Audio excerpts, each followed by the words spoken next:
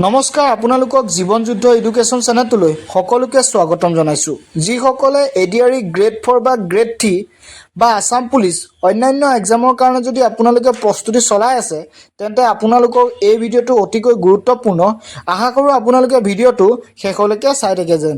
আহক এতিয়া আমি দেৰি নকৰি ভিডিঅ'টো আৰম্ভ কৰোঁ। আজি প্ৰথম কুৱেশ্যনটো হৈছে ভাৰতৰ সংবিধানৰ কোনটো অনুচ্ছেদত সাংবিধানিক প্ৰতিকাৰ অধিকাৰ উল্লেখ কৰা আছে।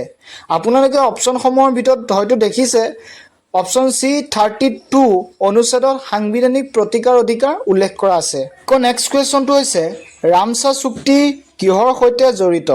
অপশ্যনসমূহৰ ভিতৰত অপশ্যন বি জলাভূমি সংৰক্ষণৰ বাবে জড়িত।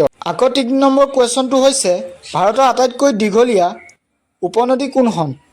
অপশ্যনসমূহৰ ভিতৰত অপশ্যন এ যমুনা নদী। আকৌ নেক্সট কুৱেশ্যনটো হৈছে ইউনেস্কোৰ ৱৰ্ল্ড হেৰিটেজ ছাইট মহাবৌদ্ধ মন্দিৰ ক'ত অৱস্থিত।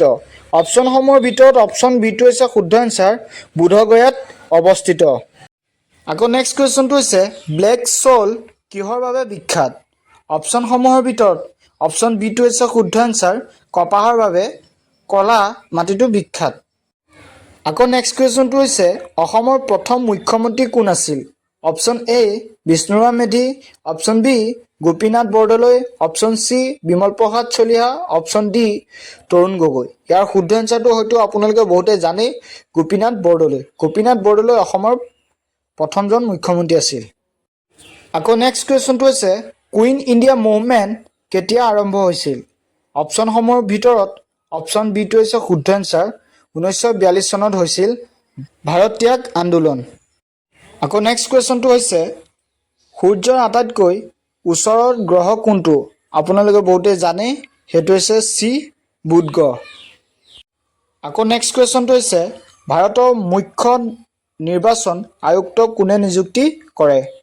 আপোনালোকে দেখিছে অপশ্যন বিটো হৈছে শুদ্ধ এনচাৰ, ৰাষ্ট্ৰপতিয়ে মুখ্য নিৰ্বাচন আয়ুক্তক নিযুক্তি দিয়ে। 10 নম্বৰ কুৱেশ্যনটো হৈছে কাজিৰঙা ৰাষ্ট্ৰীয় উদ্যান ইউনেস্কোৰ ৱৰ্ল্ড হেৰিটেজ ছাইট কেতিয়া হৈছিল, মানে কেতিয়া দিছিল। আপোনালোকে বহুতে জানে 1985 চনত হৈছিল। অপশ্যন এটো হৈছে শুদ্ধ এনচাৰ। আকৌ নেক্সট কুৱেশ্যনটো হৈছে ভিটামিন ডিৰ অভাৱত কি ৰোগ হয়। আপোনালোকে অপশ্যনসমূহৰ ভিতৰত অপশ্যন বিটো হৈছে শুদ্ধ এনচাৰ।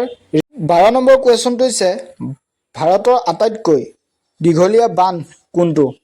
অপশ্যন এ হৈছে শুদ্ধ এনচাৰ, হীৰাকুণ্ড বান্ধ।